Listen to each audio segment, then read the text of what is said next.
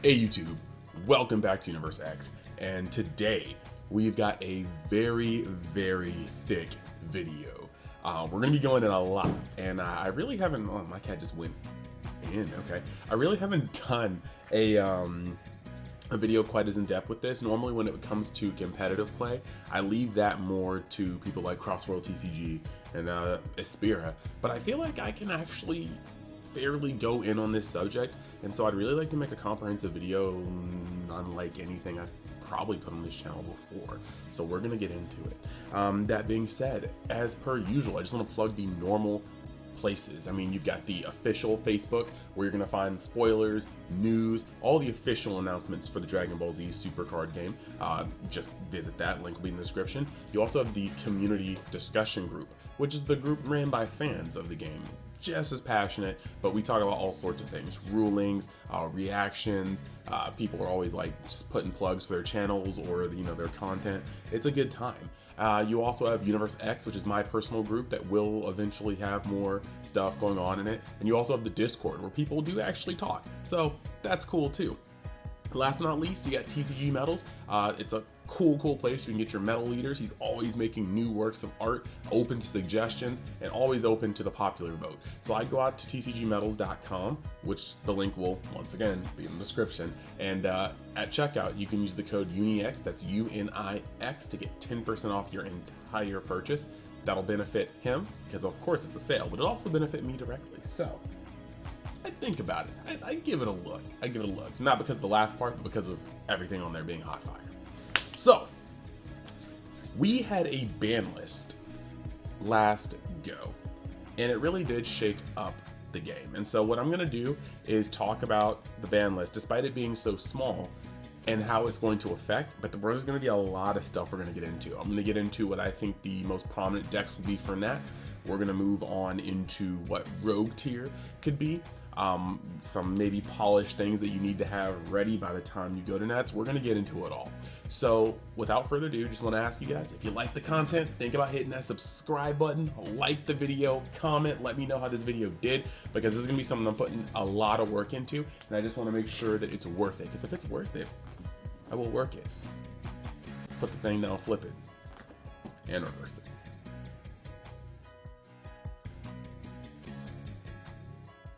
So, getting into it, the Ban Errata list only contained 3 real cards, and those cards were Bojack, Violent Rush being banned, and then you also had Zamos the Eliminator being errated, as well as the Galactic Buster being errated. Now, if you want a full breakdown on that, I'm going to have the link to my last video in the description. It's also going to be in the end like suggestions as well. You can go and look at that because I go in there, but this video is not quite that. With those things being gone, there's a couple of things that are kind of interesting. Zamos the Eliminator, I've said before, I believe it is a card that, because it could touch unisons and battle cards, it could stop your opponent's plays from 2 energy on. Now, because most of the decks that employed Zamos the Eliminator, being Kid Icarus or Soul Striker, had access to a lot of draw, a lot of cantripping, you're able to string together multiple turns of Zamos the Eliminator, which is where it became its most dangerous. You stop your opponent's turn 2 play when you went first, you stop their turn 3 play, you stop their turn 4 play maybe, and then by then you're in a place that you are firmly in the mid game when your opponent was trying to beat you in the early game. And I'm not saying this like, oh, I love aggro, like, no, I'm saying personally, I think that every deck needs to stay in its lane to some degree. If you're an aggro deck, your turns 1, 2, and 3 should be your most strong turns, your strongest turns, and then your turn 4, you should be worried about closing up the game. Your turn 5, you should be pulling from the bottom of the barrel to close up the game, because after that, you should actually be closed out. Like, as an aggro game, you shouldn't be sitting in turn 7 going, I wonder if I can win this, against a non-aggro deck. Like, they should have the game in the bag. Now, mid-range is in the middle, of course, as its name would suggest. Mid-range should have a little bit of trouble stabilizing the first couple turns of the game, but they should excel in the mid-game, as their name would suggest. But control should have a easier time the longer the game goes. Now, the thing I didn't like about Zamasu Eliminator is I felt like it forced your opponent into the mid game where you are the strongest. And I don't think any deck should have a free ticket to their best spot. That's why I think aggro needed to be trimmed when King Vegeta was going in as hard as it was, because it just gave you a very, very, very, very small window of getting into the mid game or late game where your deck would thrive if you're not aggro. Just like that, I feel like Zamasu Eliminator needed some sort of hedging because, yeah, it forced your opponent out of their comfort zone if they were not a control deck or a mid-range deck like you. It's just also absurdly powerful. I personally dislike counter cards that get around deflect. I just don't like them. Charismatic Frieza, you can disagree with me, that's fine. Sometimes we're all supposed to disagree. But I don't like charismatic because it's a counterplay that circumvents deflect. So, that being said, Zamasu had to go, or at least had to change. Violent Rush had to go just because it was kind of making a really weird energy economy for a color that shouldn't have that much open and shut flexibility. And then also we're moving into a multicolored set, I believe, next set, and so we got to make sure that, you know, we're not just seeing play Violent Rush or die. And then, which kind of makes me a little afraid to see what they're putting out. But then you have Bojack's, you know, Galactic Buster, which was just a wild card for blue in general. It allowed you to play the Bojack package to maximum efficiency, allowed you to have yet another untapped outlet. It was just very, very strong, and it was just kind of homogeneous. Like, it just kind of went into any blue deck. So now that those are gone, the main things that are now here is that yellow does not have a card that can shut out unisons, and since most of these leaders' awakenings are tied to their unisons, yellow cannot effectively keep people off their awakening like they used to. Can't force people to play at their speed like they used to. Then, on top of that, because of Violent Rush Bojack, Yellow-Blue was able to play a very weird curve. And by a really weird curve, I mean games like these with mana or energy or any resource like that you have to tap to play cards, you are always playing generally beneath curve. Because you need to play your offensive play, but you need to be able to also fuel your defensive play. And so you can't, even if you're on 3 energy, you can't use all 3 energy for your main play without leaving yourself significantly open to crackback in most cases. But Violent Rush Bojack allowed your opponent to, or you if you were playing yellow-blue, to play on curve knowing that they have a barrier 20k that can just activate Aegis on the combo step to untap, and then you have access to your energy that you untap, but you also have energy or access to things like Sensu Beam. So I think that's actually a huge, huge thing. Lots of people are like, well, it just can't untap. Well, that's true, but now you're playing 3 drops on turn 4. You know, 3 costs worth of energy on turn 4, turn 5. You're not doing it directly on turn 3. You're not playing, like, yeah, there's just a lot to be said about it. Not to mention the deck could play almost completely on your turn between Warcry, Aegis, Sensu. There's a lot of things that could do directly on your turn. So yeah, yellow is in a weird space, not because it's bad, and we're gonna get to that. We're just gonna get to that later in the video. So with these changes, oh yeah, and the blue lost a huge defensive component, unless you're playing the Bojack leader. But yeah, blue lost a huge defensive chunk. Pretty much one of the best defensive packages they had in the game.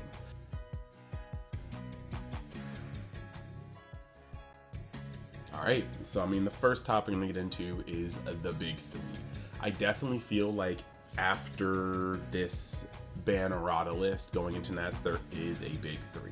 And before anybody jumps down my throat, I'm not saying that these are the best 3 de facto decks. I'm saying that these are probably going to be the most popular decks going into Nationals for a variety of reasons. So let's start off with the first one, okay? Number 1, you got Soul Striker. I feel like this was still going to be one of the most played decks. Blue was the strongest color next to yellow coming into this format. Only way one of them got stronger was when they like merged for blue yellow. So that's kind of wild. But blue is still going to be one of the strongest colors going into this format. And just because it lost Galactic Buster, it doesn't mean it's going to die off. Soul Striker is still just the deck it was. It just lost part of its defensive package. But just because you lost Bojack, Galactic Buster, and you know the easier access to some of the Bojack, play from energy cards, that doesn't mean everything people think it's going to mean. You still have the almighty baby hash just to let you live another turn. You still got D-Magics, you have Sensu Beans, you still have, like, even though Prospects isn't even the card it used to be, like, blue is in no shortage of defense. It just has slightly worse quality defense, which means that all the things that were good in the deck are still going to be there. Majin Buu Unison, the new anniversary box, blue, yellow, Goku Black, like, these things have not gone anywhere.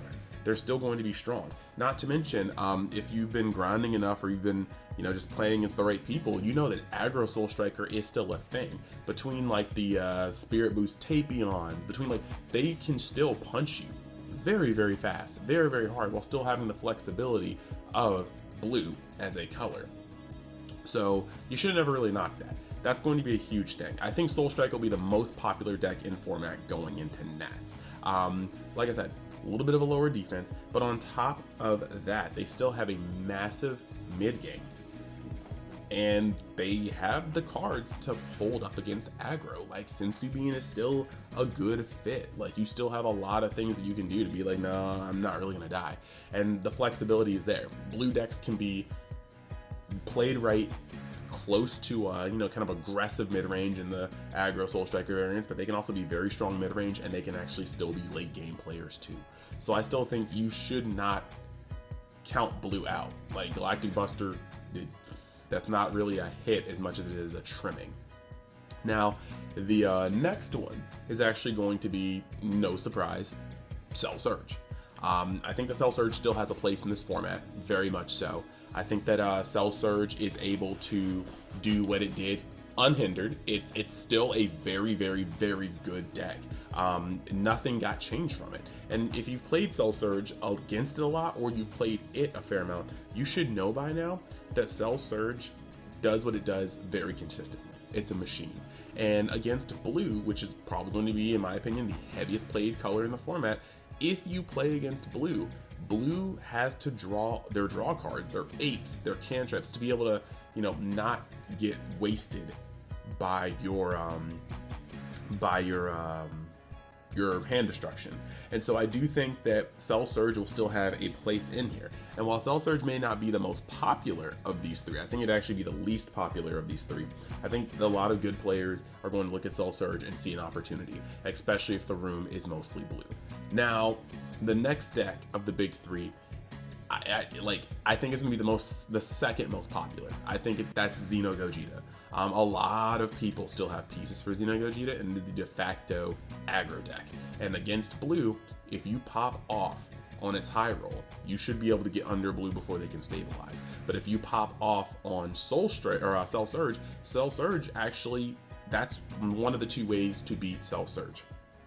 You either have to beat Cell Surge before it can take off and start walling you with its leader effect off of Surge, or you have to somehow have enough draw and board presence somehow to withstand those 2 turns, you not being able to really attack it and then break through.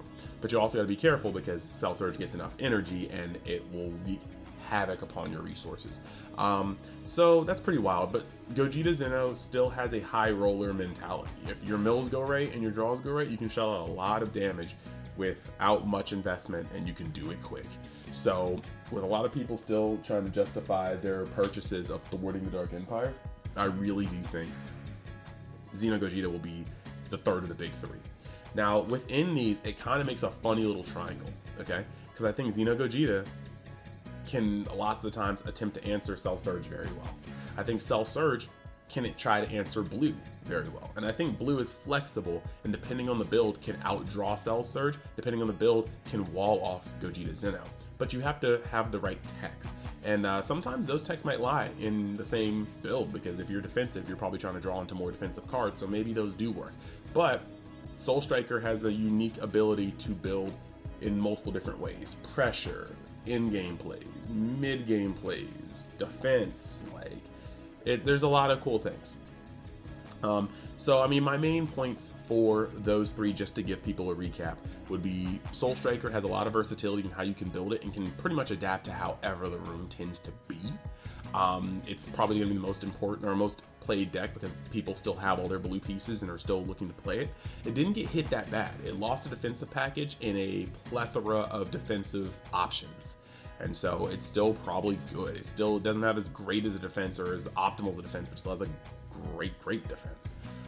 Then you've got the fact that it can still hang mid game, it can still hang late game, but it can build for other places in the game. That's wild. And yeah, it could even wall off aggro if it has the right cards. So I think that's something to pay attention to. The points with Cell is that it does the same exact thing every single game. It can feed off of blue matchups depending on how the draws go and how their decks are built. It preys on slower strategies. If you were trying to use new cards from set 15, I'm sorry. I've been looking at set 15. I can't justify it right now. But if you're going to be using new cards from set 15, then Cell Surge is a strategy that's probably going to get under them and blow out the hand before they can get started. If you're using a deck that's a mid-range deck but doesn't draw enough, Cell Surge will bottom you out before you even get to your game plan. So that's actually a problem. Also, it's easily sided against. That's the only issue. Like if somebody wants to side in 3 to boars and 3 draw monkeys, if they had 6 spaces in their extra, or if they already played draw monkeys and they side in 3 to boars, you're gonna have a little harder time because they can probably actually survive through your rippage turns and at least like kind of power through some of your destruction. So there's kind of there are some issues to be had with Cell. It is consistent, but it is foreseeable. Now you also have Xeno Gogeta. De facto aggro deck. It's one of the high roller decks like Vegex. You can either go absolutely busted, you can go pretty good, sometimes maybe you can get very unlucky and be subpar. Either way though, it provides consistent burst. Even if your mills are bad, you're probably going to see a Vegeta and a Goku out there. You're going to see your Supreme Kais, you're going to be able to put your Unisons on board. There's a lot you can do, but at the same time, like your mills could go badly. Like what if you milled 4 Vegetas and 3 of them were super combos? You'd be livid. Also, aggro is predictably easy to side against. I mean, you side a Protector of the People and there's not really much Xeno Gogeta is going to do to you with some combo power applied per swing. So you got a lot of options there, but those 3 will kind of move around each other. Next,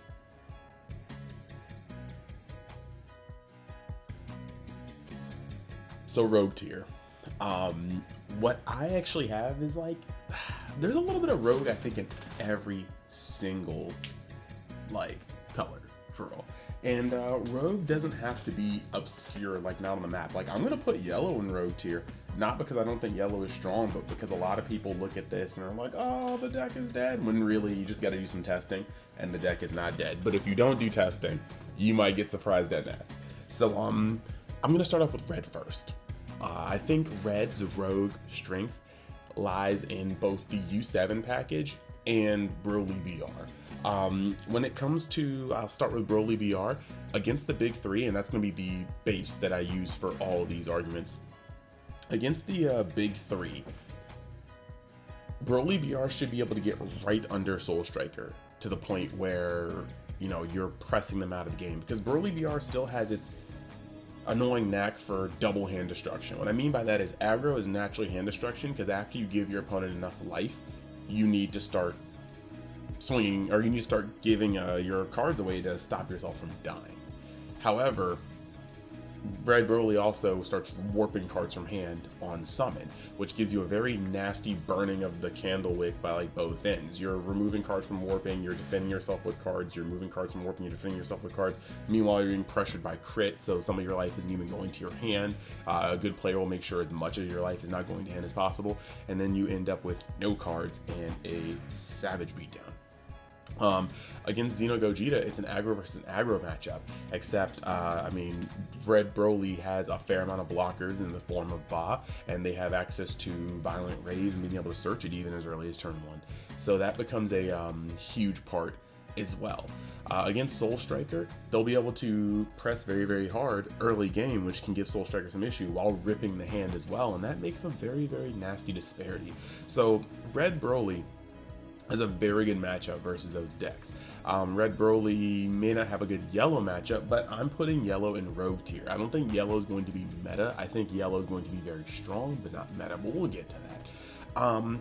Now, when it comes to the U7 package, A lot of blue cards do not interact well with the U7 boss card, Divine Presence. It has immunity to being removed from your field during your turn. It's a dual attack 30k when it comes down, 25k at any other time. And so because it can be destroyed, it also has immunity to things like Haze Shinron. It has immunity to quite a few things. And so because of this, it can generally punch through and be a safe bet to throw your Champas on and all this other stuff. But because of that, the Majin Buu Unison doesn't bounce it. You know, if people are still playing the Bojack cards, regardless of not being able to, you know, use it with Buster, you can't bounce it during your turn or during their turn. So, well, yeah, during your turn, you can be bounced. So there's a lot of good points to the U7 thing. Also, Vegeta being an untapped leader and Gohan being so much on the draw, against Soul Striker, they're able to put up a fair amount of aggro and not let up the pressure in the first couple of turns, and generally close out on turn 4, maybe 5. Against Cell Surge, they're able to keep flipping cards into their hand. Now, Vegeta has a lot of pressure that can be off the Unison, and it's very hard to remove a Unison from the start of Vegeta's board. But with Gohan, you're doing so much cantripping that you're able to keep putting cards in your hand, even from one. Sometimes you'll be able to get a good start, and so you can potentially keep the pressure on and keep the hand up. Gohan also like doubles his hand on his awakening turn. That can be kind of annoying for Cell Surge players. Against Xeno Gogeta, Red has a lot of good cards to stifle aggro, and that's just the fact of the matter. Like, they have a lot of good aggro stopping cards despite being an aggro color. So I think Red has some good standpoints in terms of rogue activity. Now, when it comes to Green, I'm thinking mostly King Cold and Buu. Buu has a lot of interactions, a lot of battle cards that stay on the board because of their tokens. The 5-drop that comes down kind of just blocks out the game. But the thing about King Cold is also King Cold is going to cycle through a lot of cards, have a lot of interesting effects based on the field cards. And the things about Green, though, is that Green is essentially a chariot between Dormant Potential, the Sparking Death Ball, and then you have now the Green Topo. Green has a whole lot of defense. Also, you have, wow, I forgot about it at the time, Charismatic. And Charismatic is a very, very good card. Charismatic is a counterplay that gets around Deflect. So, between Green's just good package, you have so much defense that all Green needs is an offensive strategy to win, because Green is kind of hard to kill. If Green can start drawing cards, Green is very hard to kill, and lots of Green Unisons stay on the board for God knows how long. So it's that's actually just pretty crazy. Not to mention that Green has always had a good source of board control, but Green is also the hand control color. There's a lot of ways to build Green to hinder your opponent, and Green has the defense necessary to live long enough to keep hindering the opponent. So I do think that a good King Cold player or a good Majin Buu player could reach like a top status, maybe not take the entire tournament. I don't think Green is ready to take the entire tournament, but I think Green is definitely ready to crack some heads. Now, when it comes to Blue, it's weird to put anything in Blue Rogue tier, but I think that Soul Striker right now is just going to be a better deck than SS4, the way the format is going. And I think that SS4, though, still has gas. The most important thing about SS4 is that while SS4 lost its defensive plays from the Bojack engine, SS4 didn't get its boss monster touched. It still has fighting, or turning the tide 17.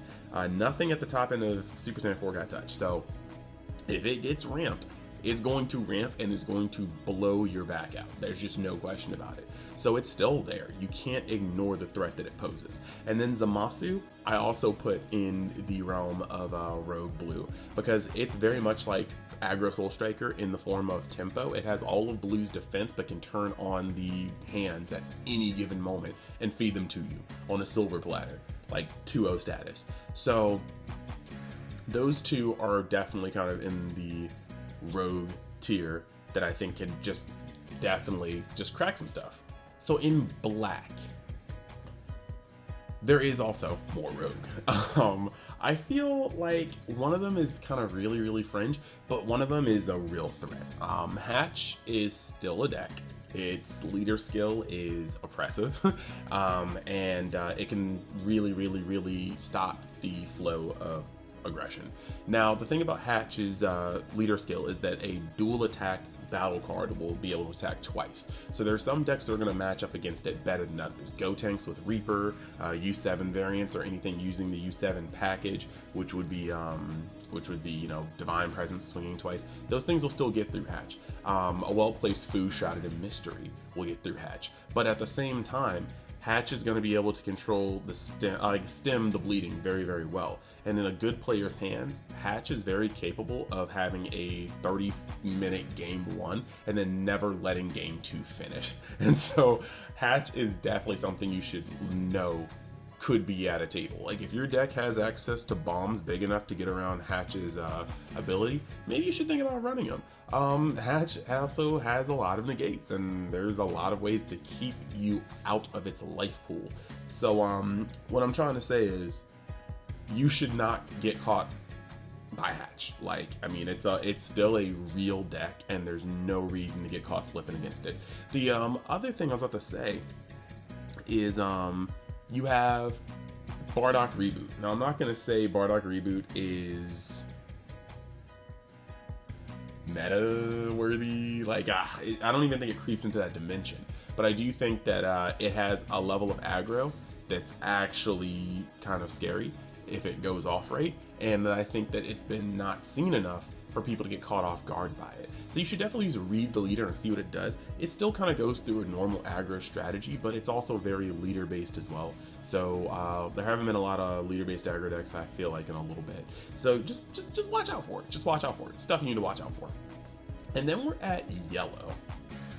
Now, yellow is in Rogue, like I said before, not because it's like unknown, but because a lot of people are unsure about yellow after this list. I can tell you though, if you've tested yellow after this list, you understand now that yellow isn't dead. Yellow just has to play fairly, and yellow has a lot of good cards. A lot of good cards. They lost blue-yellow cards. They didn't lose yellow cards. You still have Bergamo, you still have Warcry, you still have Mechanical Riposte, you still have Power of a Super Saiyan. You still have so many cards that just go in. On top of that, I'm going to put it out there, I'm going to be blunt about it. Yellow is probably the only color in set 15 that got solid support. I think black in the shape of some of the Finn cards are a little generic, but nah, like yellow got that Turles all too easy, yellow got another negate. Like, yellow once again was a very good benefactor of a new set. And so if you think yellow cannot get just in places you don't want them to be, think again. Like, yellow is still very, very strong. Heck, blue yellow is very, very strong. They just can't Zamasu you the exact same way on Unison, and they can't untap their energy willy-nilly with Bojack Aegis. He's not even the only Aegis card. Like, I don't know what to tell you, fam. So yeah, you should still be on the lookout for yellow being a dominant color. It's still a dominant color, and like it or not, Kid Icarus is still one of the better decks in the game. It's just, I don't think it's going to be one of the most used decks in the game going into Nats. So that leads us into our next topic.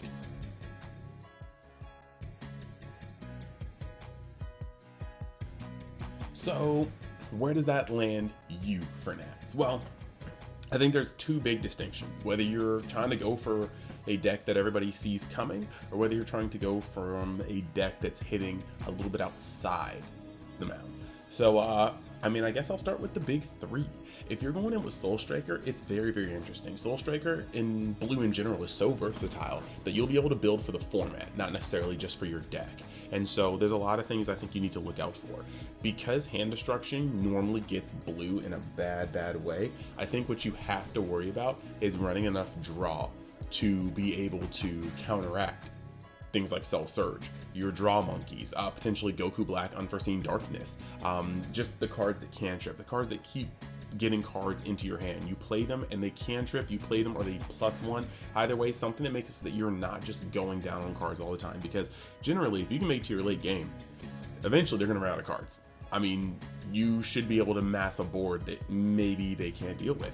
You've got a lot of good mid-game, like, good threats. You have some late game threats. So at the end of the day, I really do feel like You just need to make sure you have enough draw power to not get bottomed out while you're trying to play against Cell Surge. At the same time, though, a lot of strategies now are going to be able to punch through you a teensy easier now that the Bojack package is gone.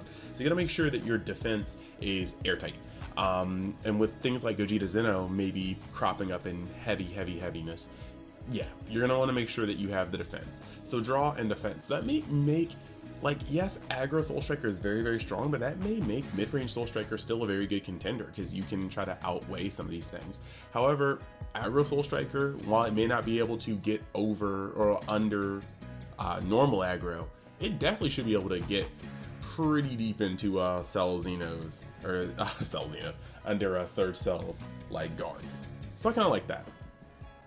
Now with Cell Surge, you're kind of in a weird space because your deck didn't get better nor worse. It just got better positioned. And when it comes to that, Cell Surge is going to be mostly about how the player is, not necessarily the build. There's not much room to improve the build as far as I'm seeing. Lots of the cards are 4-0s for a reason and for consistency purposes. So you just need to play better. When you're playing Cell Surge, it's not as much about your game plan because your game plan doesn't change. Your opponent's game plan, how your opponent puts cards in their hand, how they accrue their advantage. That's gonna be the things you need to pay attention to as a Cell Surge player in order to know how to best neuter them. You know, if your opponent is only drawing on their combo phase, cough cough Gohan, you might want to wait until they have a unison up to start, like, you know, throwing any hands at them. But then again, Cell Surge doesn't need to swing that much in the first place. So it's just stuff like that. You need to know how your opponent's deck works in order to know how to best dismantle it, because Cell Surge is very much so a dismantle deck, and then you poke when you need to. Poke with a single strike, rip a card from hand. Poke with a double strike, remove a Ribrianne, drop those two. Things like that. So yeah, I definitely feel like format awareness is more important for Cell Surge than maybe any other deck. Now for Xeno Gogeta, you need to be smart about your pressure. Lots of times you can just, you know, do your thing, but against Cell Surge, if you do your thing wrong, they will have a certain amount of life and they will hold you for 2 turns where you cannot touch them really, and they can wreak havoc on your hand. So you have to be smart about your pressure. You're also going to need to have a way to close games because blue can be very defensive, and if you don't have a way to close the mid game, blue will stabilize and eat you for breakfast. So that's going to be your kind of shtick for Xeno Gogeta. I can trip over more words all day, I swear. Now, if you're a rogue, these aren't specific decks that I'm going to talk about. These are pretty much all-encompassing, based off of the big 3. If you're a rogue deck, you need to pick one of these 2 avenues against Cell Surge. You need to have the pressure to take them from 5 or 4 on their turn. And it's actually, to be honest, not even... You kind of need to be able to take them from 5 to 3, and then hopefully from 3 to 1 maybe, and then from 1 to 0. Or take them down from, you know, 5 to 3, from 3 to 2, and then double strike them. But you need to be able to take Cell Xeno. I keep saying this. Cell Surge, you need to be able to take them from like 5 to 0. You cannot have them sit on their Surge 2 skill. And the more energy they have when you get them to their Awakening turn, when they need to start detaching for Surge, the worse it's going to be because the more they can do to your hand during those turns when you can't attack them. So you need to be able to pressure them. Very few decks can say, oh, I'll let Cell Surge get to 5 energy. It's fine. They've already used their detach twice, because by the time you're at 4 energy, you can probably rip like 9 cards out of somebody's hand. It's really bad. So you need to make sure that you have the ability to push Cell Surge out of the game during its crucial window. And that's for any deck that's happening. Or if you're, like I said, in the weird minority, you need to be able to bring the game back after you force them to use their leader skill twice. So the next thing, you need a mid-game closer, because if you can't close mid-game, blue will take it over. they'll get to a point where they are just playing better cards for you pound by pound, pound for pound, or they'll just turning the tide you because that thing did not get hit. So you need to be able to have strong mid-game pressure. Even if you're an early game deck, you need a mid-game bomb. If you're a mid-game deck, you need some mid-game bombs. You need to be playing card quality on par with blue, or be ready to put blue in the double strike range by the time they're starting to get in their stride, or you will simply just lose out as the game keeps going. Then at the same time, you need to at least side some defense, because like I said, I think Xeno Gogeta will be a deck. And if it is going to be a prominent deck, then you need to worry about the turn 3, turn 4 kills. And if that's the case, you do need to start playing some valid negates. But luckily we have a lot of floodgate negates. Whether you're looking at things like Violent Rays, whether you're looking at things like Nimbus, Robotic Riposte, Dormant Potential, you have a lot of cards that just go, I don't really feel like taking that many swings this turn. Sorry, bro. And that's where we need to be in order to, you know, not die. So with the way these are though, I feel like one of these can be put kind of in the side. You don't want to have a mid game but early game at the same, well, too much stacked in each area at any given moment.